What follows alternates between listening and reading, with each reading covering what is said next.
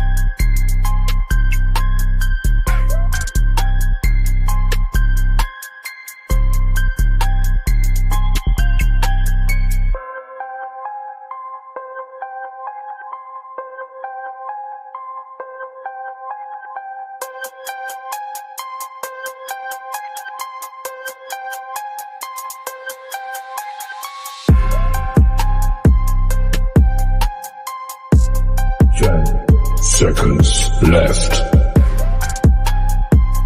5, 4, 3, 2, 1.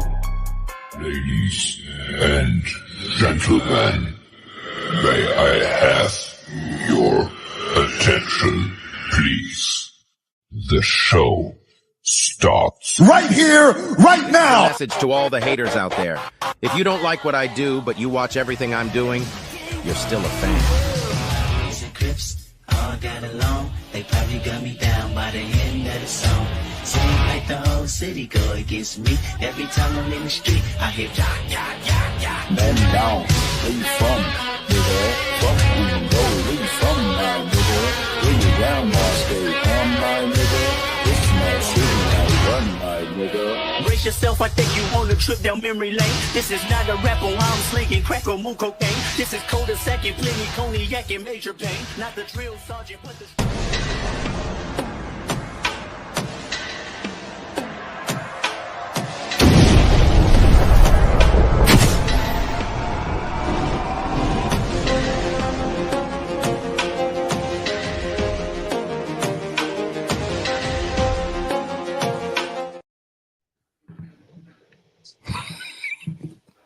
To Brad Stanton, we want all the smoke. We see you already. Look, y'all know what it is, man. Tell a friend that we are back again. Once again, this is episode 51, Hog HQ Live, sponsored to you by the Hog Talk Podcast. This gentleman right here, this is Adam. The gentleman looking over to the side. Yeah, that's Hart. That's me. He's back. That's me. He's back. He's back. Welcome back, sir. We hope that you're feeling better, and we're glad you can join us this evening. Brad. Tell a friend. I got something for you, Brad. But before I got something for you, since you want to put a bet on that, I got something for you. Go ahead, roll it. BetOnline is the world's most trusted betting platform and your number one source for everything sports betting. Every stat, matchup, breakdown, and even live odds and spreads to bet on during games. With the largest catalog of odds on everything from football, MLB playoffs, NHL, NBA, to political props. When the game's over, head on over to our online casino and get in on a game of blackjack or poker, or unwind with one of our over 150 slots games. Head to the website today to get in on the action with America's most trusted site for online wagering. BetOnline. The game starts here. With that being said, Brad Stanton, go to BetOnline and place a bet and see if we'll start on time next week. BetOnline, your number one source. Hey, look. So a shout out to BetOnline once again. You got all three of us back on the screen this week. We are ecstatic because this week we are talking about bowl eligibility and other things. And as Brad said, Larry has made an appearance. Y'all is too cold. Y'all was cold by the end of that game, and the wind was whipping. Yeah, yeah, Miss Armstrong. Yeah, we Yeah. got to it, and we, Miss Armstrong, stay tuned. We got something that you need to hear. But let me get back on script. All right, so back on script is basketball. Let's talk basketball and let's get straight into it. Wait a minute, What? Quentin. I think I just got a tweet from Jaquindon Jackson. I don't know. I Uh, tweeted directly at you. I mean, you know when you connected, you know people. You know Oh, what I'm okay. saying? Yeah, yeah. So going to basketball, man. So Coach Cal and his team got another game in this week, as I would call it, a tune-up game, something that the guys can gel and get more acclimated to each other's style of play. And once again, I'm trying not to be that fan, the one who just says we should blow everybody out. Did you see what Kentucky did? I don't want to be like the BBL Nation. And when I say BBL, I mean BB and Big Blue Nation, Kentucky people. Because I can't let them live in my head rent free. But we're gonna talk about the Razorbacks and Coach Kyle and what he did. Adam, Adam, Adam. Yep. When it came to the game, what did you what did you see? A few more fans than the previous game, so you would hope for a Friday night at 8 o'clock that would happen. It's one of those that come conference time they're going to show up, so I'm not really worried about it. Still running strong with 7 guys with Adu and Brazil out, so hopefully we'll see them work back in over the next few games before we head into conference season. It was another one of those games that we were up double digits and in the second half, and then you let the other team claw back. What is that little shit-eating grin you got going? Um, Anyway, you let them claw back, and I get it. You're only running 7 deep, so conditioning's got to get there, but I'm not really worried about it. So I know some folks might be either just wanting this class to come in and win every game by 20, and it's not necessarily the case. And, these games like this they're going to make you better when the time comes in tough games, tough environments when you're playing an SEC schedule. So, Theoro and I think Flan both dropped 20, 23, and 21 respectively. Thero's proving himself to be potentially a lottery pick. did you see the windmill? Mm-hmm. Oh yeah. When he jumps, it's effortless. Right. So you don't think he's going to get up, and then that's what she said. He does. But I'm really not worried. They go on the road to Kansas City on Thanksgiving Day, 3 o'clock on CBS. So it'll be interesting to see him in another top 25 matchup. Yeah, and it'll be good the fact that people can actually find it easily. Like I said, this last game in regards to having to stream it, and it seems like every time there's a game in basketball or football or baseball where we have to stream, it's always a crowd. It's always a crowd where they just be like, "Do you know where I can watch? I can't see it." It happens every time, but it is what it is. And folks, if you can watch SEC Network at your house, you can watch the stream. Yeah. So you don't have to pay extra. Maybe we should do a tutorial. I feel like we've had some members in the group that have done that for folks, like, made a post on here's where you go, here's this. Maybe we just need to find it and bump it as a refresher. Oh, and then put it in the feature section, and then wait till somebody says, "Where is it at? Where's the feature section?" I guess we could make a how-to video. We could do that. Maybe we can incorporate it with some hog nuggets. Do I need to get a whiteboard so we can make notes and draw pictures? That's possible. That's possible. So, Mr. Hart, I know you was busy. You had things going on. How do you feel about the trajectory of this team being young, athletic, some guys who we know can make it to the next level? How do you feel about what Coach Kyle is doing in regards to trying to gel guys and put guys together? And before you say that, Evan, you talked about a 7-guy rotation. This sounds real familiar to Coach Musselman's rotation. Mm-hmm. It's one of those, I don't see why we feel the need that there's some big urgency when we're only running 7, 8 guys. So, I mean, Coach Callow himself said, when he was recruiting, we may only have 8 or 9 guys on the team. Gotcha. So, we're going to get into situations as the season goes on that somebody fouls out or somebody gets injured or whatever else. So it's like, I don't really feel like it's anything to worry about right now. Gotcha. So, Hart, what you got? Yeah, well, as far as that goes, that's kind of the negative side of having a shorter bench is if you have a couple of injuries, then your bench is really short at that point. So, as far as what Muss has done so far, I think he's done pretty well with the limited rotations he's been able to do with the injuries with Adu and Brazil. Muss? Adu, I said Muss, didn't I? Ooh, wow. Cal. We were talking about Muss earlier before the show. Anyhow, so That was I think before you got Adu, on since you were late. yeah, it was the Adu should be back. He could work his way back in before then, but like I posted, 2 to 3 weeks, he'll be back. Expected to be fully healthy by then. Brazil, I haven't gotten a timeline on, so who knows when he can pop back up. I would assume it'd be around that same timeline. But as far as the basketball team, they've done decent at times. We've had some shooting lows a little bit. UALR, they threw out, or Little Rock, they threw out a bunch of different defenses, and you never know which possession, what they're going to run, if they throw a zone, a press, or what. And it threw us off a little bit in the second half.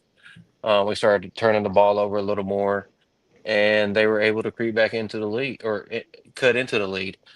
And, they're just going to have to learn through it. That's part of it, though, when you have new working pieces together and you have some freshmen that are big pieces of the team. So, it's just part of the growing process. Hopefully they develop a killer mentality and keep that foot on the neck, if you will, and keep the pressure on them. Yeah, I like the fact that the guys who are on the floor, they get an opportunity to gel with each other. Plus, by the time it comes to conference play, you add these additional pieces. Those are things that's not on film. You can't really catch those things because you haven't seen that whole group together. So I'm okay with these guys getting their figuring out all the little kinks along the way, and then once they get the conference play, being able to figure out add those additional pieces. So I'm definitely cool with that. You got anything else, Adam? No, not really. I mean, tomorrow's going to be another game that use it to button some things up before you play. Because, I mean, Illinois, and then next week, I think, is when we go to Miami. So we're getting to the point. I think after Miami, you have a few games maybe before you go to Madison Square Garden. So conference season is going to be here pretty quick. You know what? I'm interested to find out. You said we go to Miami. I don't know if you guys have been to Coral Gables. No. I hope Coach Kyle and his staff has a plan in place to keep these guys occupied. Hey, I'm sure the weather is cold here in Georgia, and I'm sure it's cooler and getting cold in Arkansas. But you go down to South Beach and go to Coral Gables. It's nice and brisk and warm, and people still have on shorts. People are scantily clad. There's a lot of entertainment. Guys, make great decisions, please. I don't know if you guys seen the football player in Alabama with the mistake that he made, but who in their right mind tries to holler at the coach's daughter? Not holler, unsolicited pics. Like, well, yeah, that's diabolical, dude. What the hell was you thinking? Out of all the young ladies on campus, you go after the coach's daughter? Fool, you damn fool. All right, boom. We're finna get ready to roll to this football, but we got a little message. We'll be right back.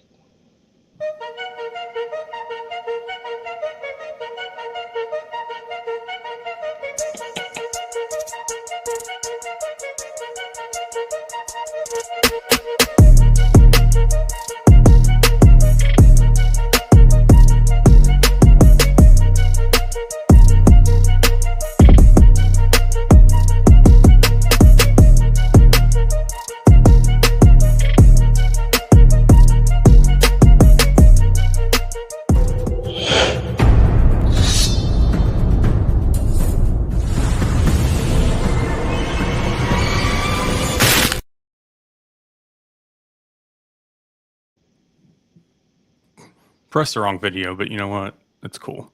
All the smoke. We'll get a sponsor after the SEC roundup. Look, let's get to this football, man. Let's get to the football because if you guys hadn't recognized, it is a celebratory evening. So I'm definitely going to enjoy myself over here. And I got a question to ask these guys once we get to the portion that we get into. So, week 13 scores. So, Kentucky, they try to fight. Texas is too much. Number 3, Texas takes it on, do what they need to do, keep rising in the rankings. It'll be interesting to see what it looks like on Tuesday. Cannot wait. Well, So, yours too is having a MRI or something on his ankle because he got hurt. So everybody some of the wants folks to are like, see. "Oh, what are they going to do?" But you got Arch Manning, so And I think that's big time as far as ratings and everything else. I mean, for him to come well, this on could in be the prime early time, chance for Arch to there you like go. show everybody who he is before next season. There you go. There you go. I'm sure Sark has it all figured out. But this next one, I started watching this game, this Alabama OU game, and I said, Alabama gonna whoop OU ass. Little did I know, OU was putting belt to ass in this particular game. Dude, they didn't even get on the board with a touchdown, bro. Only a field goal. OU put up 24 points at home, senior night. Hey man, that was a marquee win for Coach Bennett. It really was a marquee win. Not to say that it's the Alabama of old, but let's be clear, they still are a prestigious university and definitely been putting in work. So we hope that they will do what they need to do. But this is going to be so interesting as this plays out for the playoffs. But OU did what they had to do, man. And I know who they got next week. They don't play Texas. That already happened. Oklahoma Oklahoma State, State. it's Bedlam usually, Bedlam, or it's the yeah. week after. Sometimes they Yeah, play it on the conference championship week. yeah. They should whoop them the same way that we got whooped by Oklahoma State. But I can see them winning The on 0 back-to-back 7 weeks. Oklahoma State game. Yeah. Man, look, dude. So yeah. So anyhow, Oklahoma did what they had to do. Next, Ole Miss in Florida. Hell of a game. Hell of a Florida's game. figuring themselves out. This is probably why Napier's job is safe. Absolutely. So they were in a similar situation that we are, where you're trying to figure out if the coach keeps losing, is he going to be fired? Well, they were down in the dumps, losing quarterbacks. Then you got Lagway in the game. He shows promise. Then he gets hurt again. Jaden Ball, who was a commit who flipped to Florida on signing day. Yeah, I'm never going to let that go. And their defense started playing very well for the past 3 weeks. So they've really been putting in work. They need the offense to get together and tie with their defense. Give the defense time to rest and be able to be healthy and have the energy to get on the field and do what they do. They took care of business against Ole Miss and Lane Kiffin. When I tell you Lane Kiffin was hurt at the podium, he like a little lost puppy. But it was what it was, man. It was great. It was a great week of college football overall, man. So shout out to Florida for getting their grounds. And then actually they play Florida State next week, right? Yeah, that'll be on Nick Jr. Yeah. So I remember we said that last year. All right, Ole Miss and not Ole Miss, UMass and Georgia. Georgia take care of business, make it do what it do, 59-21, and they're in the best seat of everyone. They're in the best seat of everyone. Them and probably Tennessee. Tennessee come out, put a goose egg on the board. UTEP 56-0. I think them being on the outside looking in, they're in great position to fall right in place with some of the other teams that were in the top losing this week. So they're in great position to do what they need to do. Texas A&M losing to Auburn. What a game. I don't know if you guys watched this game. I watched the overtimes, or I watched towards the end of the fourth quarter and then the overtimes. Yeah, I was texting y'all and y'all just like not responding. I said, I guess they sleep. I wasn't watching. It was a hell of a game, though. It was a hell of a game. I was like, there's no way Auburn is going to beat A&M. And sure enough, they found a way to make it do what it do. So shout out to Auburn. But now, this is the crazy part. With Alabama losing, potentially out of the 12-team playoff, and then you got to play Auburn after Auburn just got a win over number 15. I don't know where the game is at, what's in Tuscaloosa or it's in Jordan Hare, but that's going to be a hell of a game, I feel, regardless of record. So I think it's going to be an interesting game. Will Alabama have enough to say, we feel bad for ourselves, now we're going to pick it on up and then play and beat Auburn, our rival? Or is rival like, look, we got nothing to lose. We beat number 15 A&M. Let's go ahead and take it to Bama and just choke them out. So that's going to be interesting to see next week. I think that Alabama, too, just because of them being Alabama, even though they lost, I could still see them dropping to like 12th so that they're still in the playoff. In the mix. Makes sense. South Carolina, is that Warford? Is that who they played? Wofford, yeah. Yeah. So 56-12. South Carolina, Shane Beamer. Shane Beamer been doing this thing, getting South Carolina on point. Number 18. Who never thought they would be number 18? At this point, Raheem Sanders going to South Carolina was a solid decision. It seems like it's paying dividends. It's a lot of eyes on South Carolina week to week. So shout out to South Carolina for doing what they're doing. And they play Clemson next week. Now, if they beat Clemson, see, once again, all this is coming into something very spectacular when it comes to these 12-team playoff games. So if South Carolina ends up being Clemson, this is going to be, and at this point, it's probably be, I wouldn't say top 10. They'll probably be right outside top 10, maybe 14, 13, something like that. Mizzou and Mississippi State. Mississippi State was in this game. They just did the Mississippi State thing. Well, you say, how we say Arkansas go Arkansas? Mm-hmm. Mississippi State. And Mizzou ended up pulling out a win. And I hate that Missouri win because now Drinkwater gets a little extra confidence going into this Arkansas I'm sorry. game. The shit he pulled at the end of the game when jawing at the Mississippi State players, and the annoying part was because he was basically telling them to shut the fuck up, and he kept saying, "I'm gonna score." Fool, you're not gonna do anything.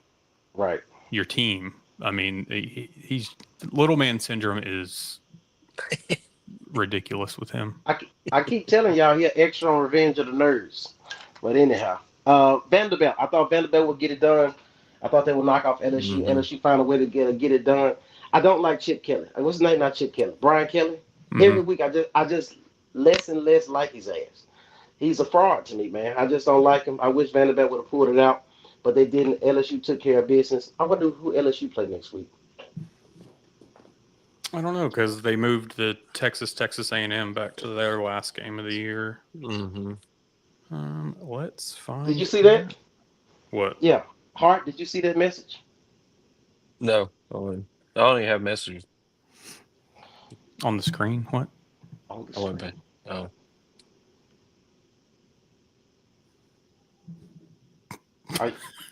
What the fuck? Are you all right there? Right. let's read it. Oh. Gotcha. So LSU next week. Oklahoma. No, so Oklahoma, they don't play Oklahoma State next week. Have they already played? No, they don't play anymore because of the SEC switch. Oh. So Oklahoma and LSU's next week. Interesting. Yeah. And then here's a preview of next week's game. Oh, Nick Jr. Oh. All right, boom. You got the standings. Yep, let's run it. So Texas, dude, I'm not gonna lie. I gotta give respect. Respect is due. The fact that Texas won the Big 12 in the last year of existence and could possibly win the damn SEC in that first year, that speaks volumes about the university, about the coaching staff, and the players that they have on their roster. Texas is really doing their thing. Georgia at number 2, Tennessee at number 3. A&M, them losing that game was probably the worst thing that could ever happen to them. But I can't be mad at Mike Elko in year one. They still made some things happen. South Carolina is number 5. Mm-hmm. That just looks crazy to me. I think they've gone from like 12 to 15 to number 5 or in the number 5 in the SEC over the last like 6 weeks. Because they were on the right side of this whole standing the whole time. Mm-hmm. It was kind of like what you see Arkansas. All right, Alabama, LSU, Missouri, Ole Miss, Florida, Arkansas, Vandy, OU. I thought it's interesting now looking at this from an East and West standpoint, but I can't be mad at it. If Arkansas was still in the West, they would be, let me see, 1, 2. They'd be next to last. They'd be next to last. If you were in the West, well, would you put Texas in the West, I guess? So I'll put Texas in the West. So 1, 2, 3, 4, they'd be 5th. Same spot. Same spot. Gotcha. All right, I'm finna get ready to get into these comments, but we got a little beautiful being footage. Let me see. Let's take a quick break and talk about something just as important as Arkansas game day, your home. Our friends over at Premium Supply are more than just siding. They've got everything you need to make your house look as sharp as a fresh pair of game day cleats. We're talking siding, Soffit, columns, windows, doors, vents, decking. You name it. Whether you're building a whole new home or just giving it a little extra TLC, they've got you covered. And with locations in Conway, North Little Rock, Russellville, and Jonesboro, there's always a premium supply nearby. So if you're looking for premium products with premium customer service, head on over to premiumsidingsupply.com. Premium Supply, where we treat each of our customers like one of the family.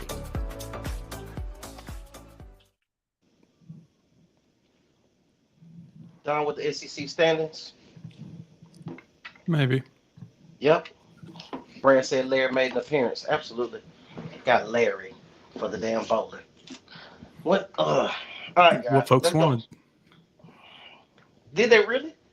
Or did and at some point watching this game, did you say, I kind of hope we lose to La Tech so Pittman can get fired?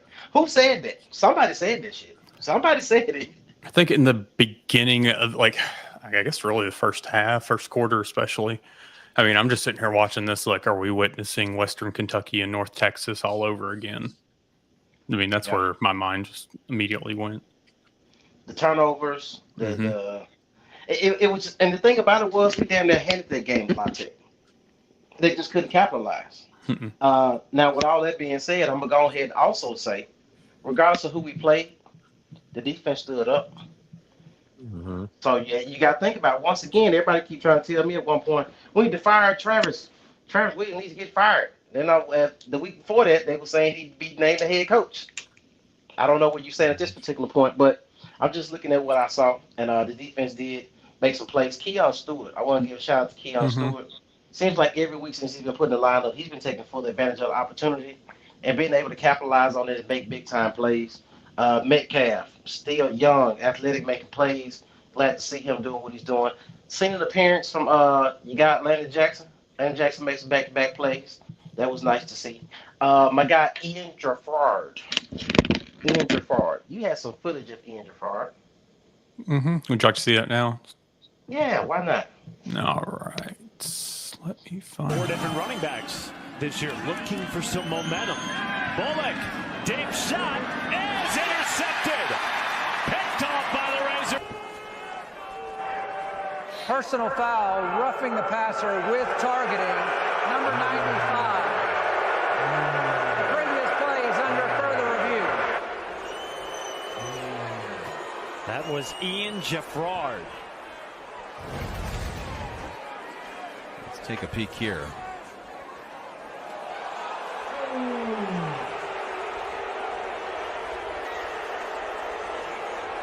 You'll see 95.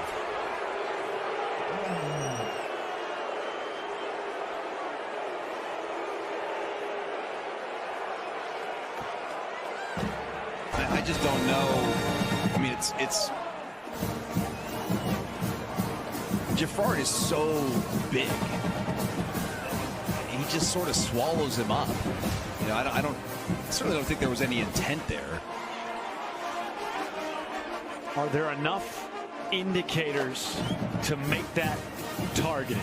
After review, there is no foul for targeting. There is a foul for roughing the passer, which will enforce 15 yards, first down. I guess my question would be, what was the roughing the passer? That's a great question. Once again, the refs tried to give him an opportunity to get this game back 21-0. And as the ref said, have you ever been swallowed up? Have you ever been swallowed up? And if you don't know what, yeah. When he said it, I was like, oh, really? That's what we're doing. Yeah. So let me get back to this real quick. So, Miss Armstrong, y'all, it was cold by the end of that game, and that wind was with it. The win in Northwest Arkansas was undefeated. And I remember being a student, Hart, I don't know if you remember this. When you walk up that hill to get ready to go to, like, the main cafeteria at the top of the hill, down by the Greek Theater, it's like snot freeze on your face. When I tell you it be cold in Fayetteville, it be cold as hell. That wind just be whooping your ass in between them hills. So it's definitely cold in Fayetteville when it comes to that wind coming down through those mountains. Brad said he had to mess with us. He said, you guys make it too easy. Adam says Arkansas got a nice 2026 football recruit about an hour ago, four-star receiver. We'll definitely discuss some of that. Man, we are going to miss Armstrong next season, and I'm glad you brought that up. I say every week, Andrew Armstrong is doing nothing but improving his draft stock. Mm-hmm. And the thing about it is, he is now what the fifth Mm-hmm. wide receiver to have a 1,000-yard season. Mm-hmm. The last wide receiver being Traylon Burks. Correct. Yeah. So, kudos to Mr. Armstrong coming from the D2, being doubted, putting it all on his shoulders, dealing with some injuries. I remember going to the Florida game last year, and he had that injury, and he was like very scared to see if he was able to return. But man, when I tell you he has made the most of his opportunities, I'm so grateful that we had him on our team. Um, and he's definitely going to be missed. His leadership, his style of play, his ability to be athletic and make plays in the game and extend drives. So, like I said, shout out to Andrew Armstrong for everything that he's done. We're definitely grateful to have him on the roster. Yeah. Um, And one other thing, he's also second in the single season with 69 receptions right now, and he's missed a game. So that speaks volumes on how much. Where would we be without him? Tell for you who real, wouldn't be catching balls is Broden. Brogan. Yeah, Brogan. Yeah. Did he even play in this game? I didn't see him, but you know who I did see was Tesla score two touchdowns. Mm-hmm. And it seems like, I think from what I saw, I think at least when I watched it, in the first half, I was looking like, wait a minute, he only got one reception and it was a touchdown. Mm-hmm. Then his second reception was a touchdown, which makes me question again: Are we afraid as fans to criticize by Petrino and his style of play to get the players who are actually making the plays consistently be able to get them the ball? It's interesting why we don't move around Tesla, or why we don't move around. Um, what's the other guy? Satania? No, not Satania. Jordan Jordan Anthony? Anthony. Jordan Anthony. Why are we not moving these guys around from the slot to the outside and just getting these guys the ball and let them make plays? This is one thing that I'll forever be questioning, and I won't let it slide. I know they say about Petrino, offense gets better the second year around, and that's cool. But at the end of the day, I think he needs to be held accountable as well. Jay said, "I'm sorry, I'm late. I was telling a friend to tell a friend. Hey, we appreciate you telling a friend to tell a friend." Well, and so here's a question. So with Petrino, like we know his offenses get better year 2, year 3, et cetera. We've seen it firsthand. So 3 years of Taylon Green, meaning 2 years of Boise, 1 year here. Do we have enough of a sample size to think that he's going to vastly improve next season? No. Because his completion percentage is roughly around the same as it had been for his entire career. Interceptions the same way. So, decision making is really kind of the key here. But we're bound to have him back another season as your starting quarterback. We're bound to have him back for another season. I think once Pittman and Petrino get a chance to see who's leaving, who's coming, who they're able to obtain, and what the offensive line will look like ultimately, it's going to be the deciding factor. The offensive line cannot afford to be the same offensive line it has been the past years. This line is better than last year's line, but I'm talking about for us to have the quote-unquote guru of offensive linemen and not be able to keep our quarterback clean and let him go through his progression is an issue. So at some point, that needs to be directly discussed. I don't know if this profit sharing 50-50 situation is going to help.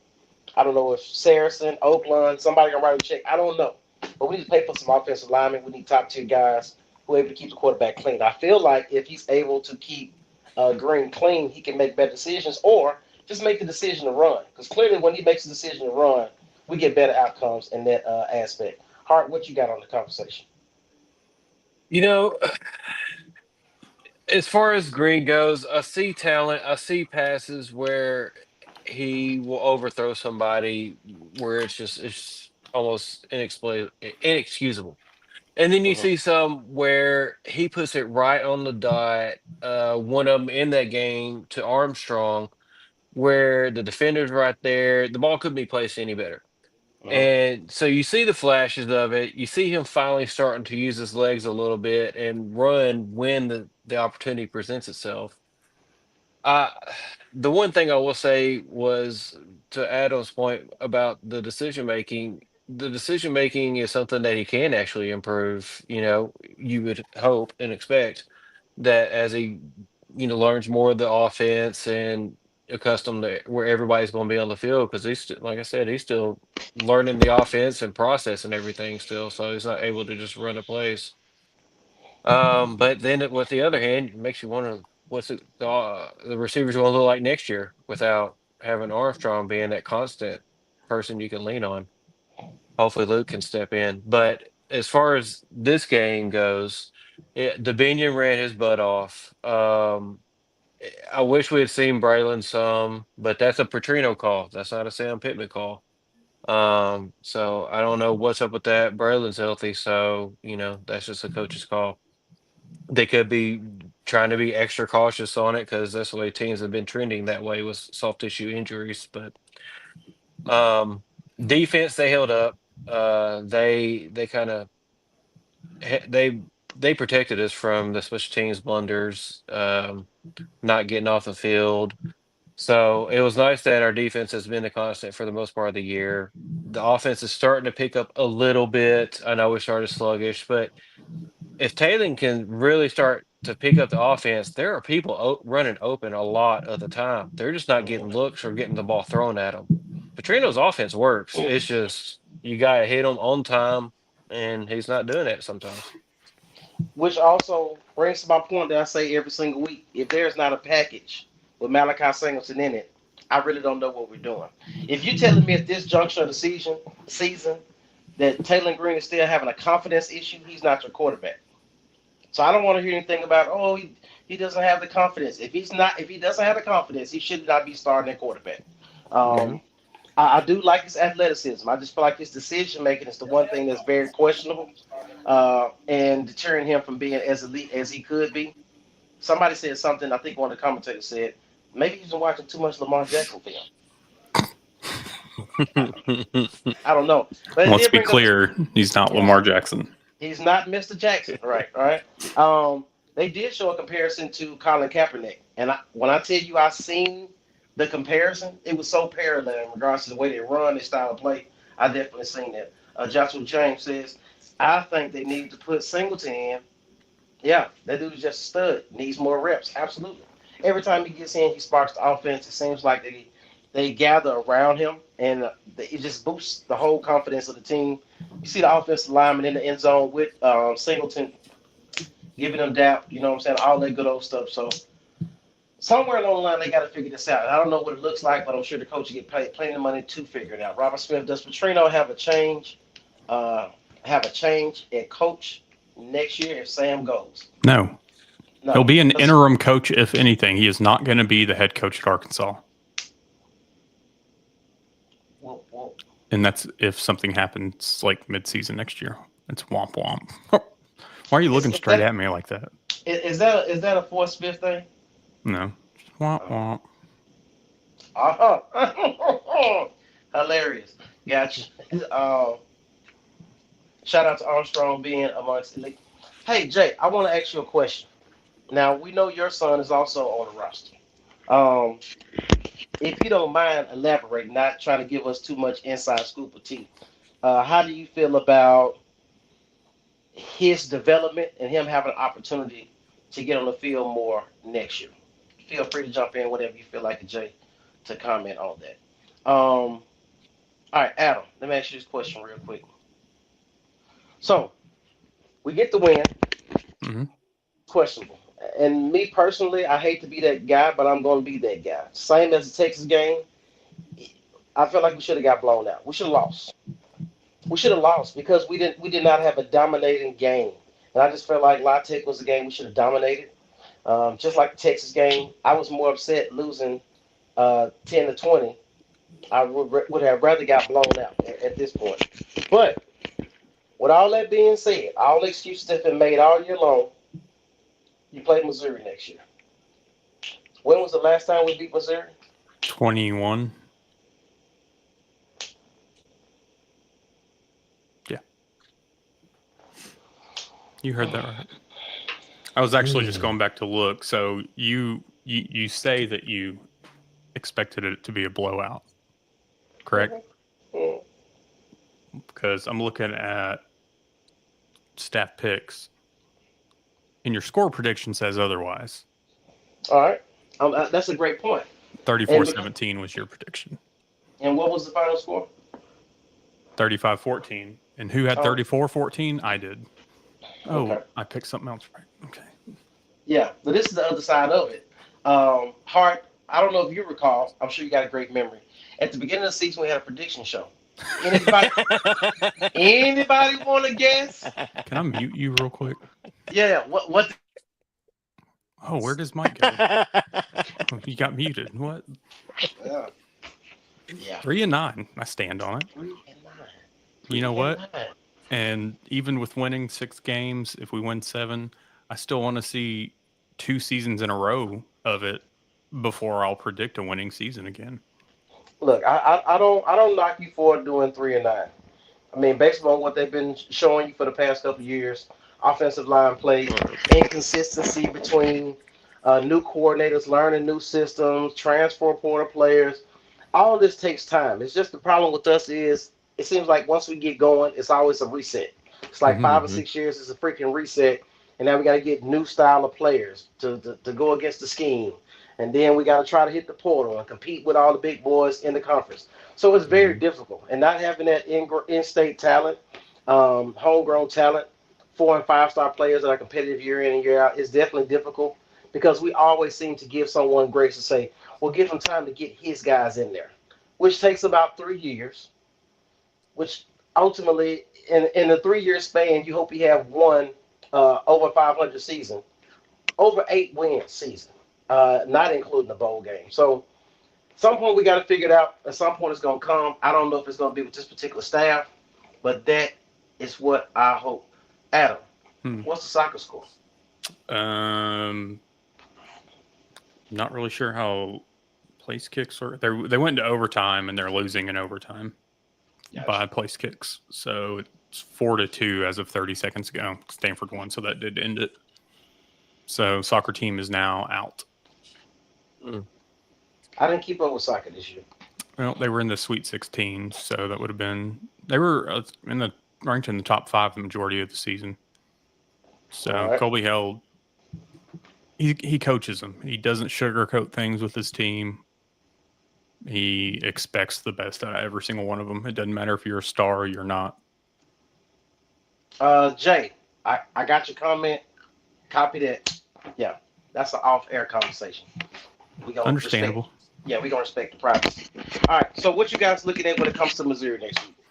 Predictions, projections, what we looking at? I mean, I hope for a win. It's hard right now on Sunday to really – I haven't put much thoughts into the actual outcome. There's things that I want to see in this game because you know that Eli's going to come – he's going to have his team prepared. It doesn't matter what it is. He's going to have them prepared for this game. This is his Super Bowl year in and year out. So I just want to shut them up. I'm tired of them. They're beatable. We've seen it this season. Luther Burden hadn't had the season that they thought he would. So, but they do have 2 receivers, him, and I forget the second guy's last name, but Burden's over 800 yards. Number 2's over 700 yards. Is it Tease? The guy that was at OU? Tease? I think so. It's like number 3. Like I think Burden's 2, he's 3. Right. They still got Brady Cook, who to Missouri fans is their savior at times, but then they hate him at other times. I think you've got to eliminate one aspect of Missouri's game, whether it's passing or running the ball. I mean, they don't have the running back that they had last season, obviously, but they can still run the ball. Yeah. Theo Weiss. That's his name. Thank you, Adam. I'm glad that this game is in Mizzou, to be 100% honest. I think that it would be deflating if the game was in Fayetteville. And you know what? I'm gonna piggyback on what you just said before I hand it over to you, Hart. Being in Fayetteville, when I tell you my heart goes out to those fans who keep showing up week in and week out for these home games, and it's not a packed stadium, or the guys and gals who spend their hard-earned money to pack the stadium, and then you get a chance not to see some lackluster effort on the field. Like I said, we want those guys to put on a great showing, and sometimes it seems like more than not, it's not happening. So, uh, I so question: What? Why did all those fans want to give away their seats for yesterday's game? Y'all want to chime in on that? I think there's just a lot of seats available for it, and it was a game against Louisiana Tech. Yeah, it was senior day, but I don't think that the fans were necessarily as invested as years past. I think you're getting to it now. If you were playing Mizzou's last game, and you know we're at the same point of the season, records wise, I think it would have been a better turnout fan wise. But being Louisiana Tech, it was just kind of ho hum, if you will. And I think too, as things happen with this transfer portal, with everything else in the landscape of college sports, I don't think that there is the attachment to players individually as there have been in the past. Your homegrown guys, and I'm not saying that the guys coming from different states, different programs, whatever, don't do as much. I mean, because they still produce, they still put their heart into this team, into this program, into the state. I feel like there's a missing connection because of the transfer portal with players and fans. You spoke about it being senior night. Shout out to my guy, Hudson Clark, number 17. I guarantee you his last game, and we talk about, because I know we'll probably at some point talk about bowl opt-outs. I can guarantee you he will probably play in his last ever football game in whatever bowl game we go to. He got heart. He may not be the most skilled or the fastest guy, but he got heart. I respect that. I definitely respect that. Before we get ready to get up out of here and we kind of wind down, Mr. Hart, you had some information for us this evening? Yes, I do. We got to run you a little intro.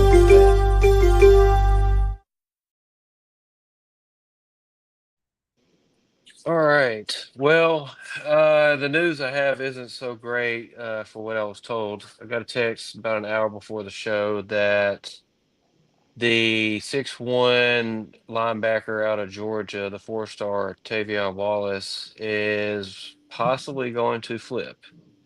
I was told the school could be Florida State, but I'm hearing the rumors that he could be possibly flipping. So that's something to keep an eye out on. I'll try to stay on top of it and see if we find any changes or anything that happens with that. But that's all the news I have as far as that goes tonight. We were hoping for another flip, but Yeah. 1-2 Arkansas. Gotcha.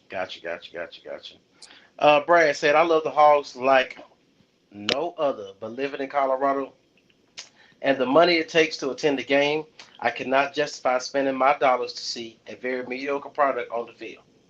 Rightfully so. That's respectable right there. Mm-hmm. What you about to say, Adam? Nothing. I'm good. Guess what? What? We're going to a bowl game. Any thoughts on it? I mean, we'll probably end up in Memphis, Shreveport, somewhere down the street. But if you beat Missouri, you just increase your chances. I remember one quote from the great Houston Nutt. He said, the better you play, the warmer the bowl. I may be paraphrasing, but he said something along those lines. So playing somewhere warm when it's cold during the year. So hopefully those guys can make it happen. Put together a game that pretty much rounds up who Arkansas is as a team.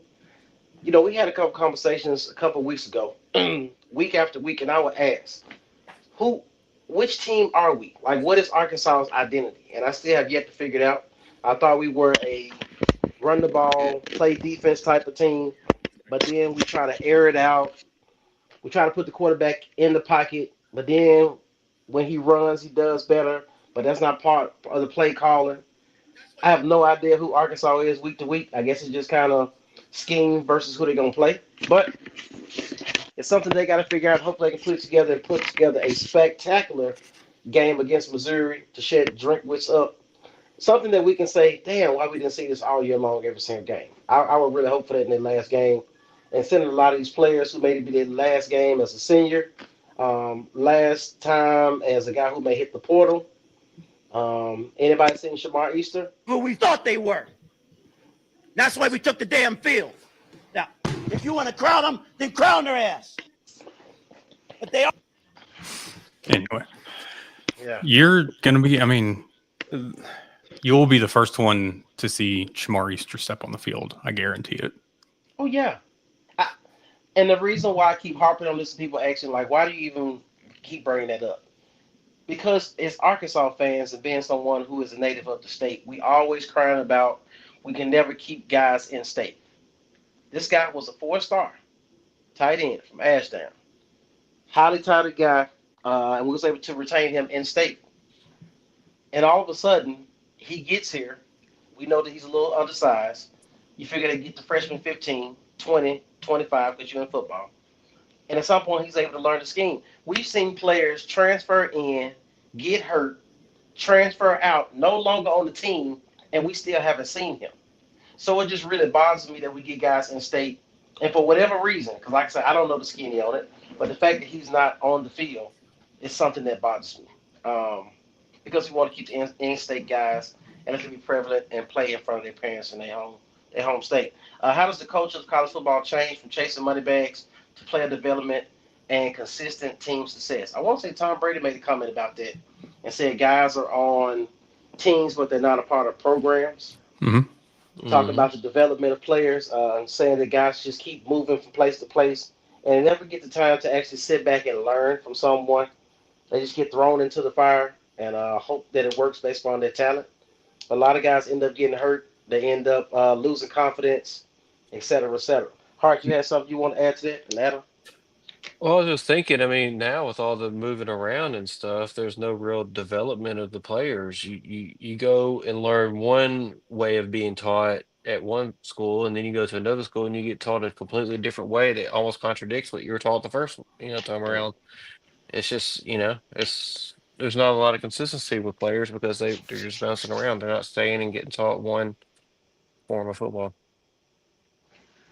I think a lot of it goes back to even before college. And I think this is more so in basketball because of travel ball, AAU, and all that. Players don't, I mean, like I've said numerous times, basketball IQ is down when it comes to players in college, even some players going into the NBA, because these travel ball leagues, all they do is play games on, over a weekend. They may play 4, 5, 6, 7 games, and they might practice once a week, twice a week, whatever. They don't practice, they don't learn. And I think in football, if anybody watches or listens to Cam Newton show, 4th and 5, I think. Are you trying to do the little? What did he do? It was a peace thing, and then he had the balloon show up. Who knows? Gotcha. It's Dan Orlovsky for you. But Cam's point was because it was the video was showing was Brian Kelly and number 3 on their team yelling at each other on the sideline, yelling that he's uncoachable. And kind of to Cam's point was, a player might be like, oh, I'm just going to go to the portal. But at the same time, that coach, Brian Kelly, could just sit there and be like, guess what? I'm going to go recruit your replacement out of the portal right now. You're just as replaceable. These players come into these teams, these programs, and money's involved, and they sit here and think that they're owed something still. A sense of entitlement. Yeah, 100%. And they can't take a coach harping on them, if you will, or critiquing them. I think that's why we don't see coaches calling out players or position groups in press conferences. And then when they do, you have the fans that are all why is he doing that? He shouldn't do that. You see a coach yelling at a player on the sideline and it becomes some big spectacle. And it's kind of like, what's wrong with that? What's wrong with tough love? What's wrong with hard coaching? We're just in this era of coddling with these players that it's borderline ridiculous, and it gets old to sit here and see. I mean, entitlement is 100% the correct word. And just, it's one of those that it's a double-edged sword. Player can threaten like, oh, I'm just going to go to the portal. Well, guess what? The coach can too. Yeah. I mean, with no consequence. So it's going to be a bigger issue for the player that's going to go hop from team to team than it is with the coach. Absolutely. Yeah. Absolutely. Hart, you want to add something before we get ready to wind down for the evening? I think Adam pretty much hit all that. I just don't like the transfer portal NIL nowadays, but I wish there was some common ground, some regulation we can find to where we can bring back a little bit of the old traditional football that we know and marry it with the NIL and the transfer portal, because we know that's not going to go anywhere. So it'd just be nice if we can bring it back a little bit and enjoy football a little bit more like we used to. Gotcha. Mr. Hicks makes a comment. In all fairness to that sentiment, the fans will pressure the coach to be terminated. I agree with your point, but the coach has to win immediately and often. It's a no-win discussion. Because I think nowadays, I mean, the way I look at it, and I've said it before, because we keep wanting to, like, you don't want to change the head coach too often, if you will. But then you got to look at, okay, is 5, 6, 7 years too long? With the day and age of the transfer portal, I feel like that within 2 to 3 years, you're going to have a good idea of what that head coach can do. Yeah. And so it's no longer the years of a coach having to be there 5, 6, 7 years to prove that he can get your team there. Right. So, I mean, to me, there's two sides of it, unfortunately. I don't know if you guys know, but when I went to U of A, I studied sociology and psychology. And it was one book that I got from my professor that I kept. I still keep to this day. It's called The McDonaldization of America. And it's basically, at that time, it was just talking about how everything is microwave, quick, instant gratification. It's no process. Like, if you're from the South, like we from the South, Thanksgiving is getting ready to come up. I'm using that to say this. The grandmother, the mother, whoever the cook is, you put the beans in the crock pot. They cook for hours. It maturates. And it brings upon you that great meal on Thanksgiving Day. Nobody's going to the damn microwave on Thanksgiving Day for a great Thanksgiving meal. It's just not going to happen. With that being said, it takes time to develop these players. Let them go through the maturation process of just being young men, coming from high school, get adapted to the college lifestyle, being able to mature as an individual, and then understand how they fit in their system, getting another understanding of how serious they are about the game of football and what it means to them, and give them the ability to compete, work out, get in these drills, and be able to compete for jobs. So it's definitely changed up. Junior Carr, you made a great comment and put that on there. Yep, he said it's a cutthroat business, the way it's always been. And Justin talked about the conference realignment. That was all about television money. That was all about television money and contracts. So to that point, it made sense for them to be like, wait a minute. So if the university keeps making money, the program keeps making money, how are the players getting used and not getting any of the revenue? So I understand it, but there needs to be some type of parameters on this whole situation in regards to portal, NIL, the whole thing. And we talked about NIL initially. It was all about branding. It was all about marketing. Hey, let me see. Vaseline. This is just chapstick, right? Hey, look at this guy's lips. They're ashy. And now he has a commercial. Well, that's the thing too, is now we don't even, besides the local. That's what I'm saying. Yeah. Right. Besides like me pulling up Instagram, like last season and seeing Devo do Casey's General Store breakfast pizza commercials or a bank or a car dealership or whatever. I mean, the only big ad I could even think of was a social media ad. I saw it on Facebook, but it was Spencer Rattler when he was at OU with Champs. I mean, but now anymore, it's like there's not really any of that. You might get their picture with a logo. You saw some of our basketball players last year that were with a few different like hydration type companies that their products were being sold in Walmart. They're doing that on their own IGs. But at the same time, it's not, I think, what everybody thought it was going to be when it comes to that brand aspect. It's pay for play. And we got Maditex in there when they bought the #1 recruiting class. But that's exactly what the whole situation was from the jump. We were just finessed and put something in front of our faces if that's not what it initially was. Brad says instant gratification is the big problem, and it isn't going anywhere. It only gets worse as we go. Absolutely. We've 12-team playoffs. These right here, sit there. Any answer you need is at your fingertips, or you just text me and I find it for you. Because you missed a phone a friend. That's who you are. Hey, as we get ready to close out, Chester Nunn, happy Thanksgiving, fellas. Hey, happy Thanksgiving to you, Justin. And to everyone watching, we definitely appreciate you guys for what you do and supporting us weekly. Always tell a friend and tell a friend. Take time some point to share. Go back and share one of these that you like and do what you got to do. With that being said, we're out of here. Y'all have a great week.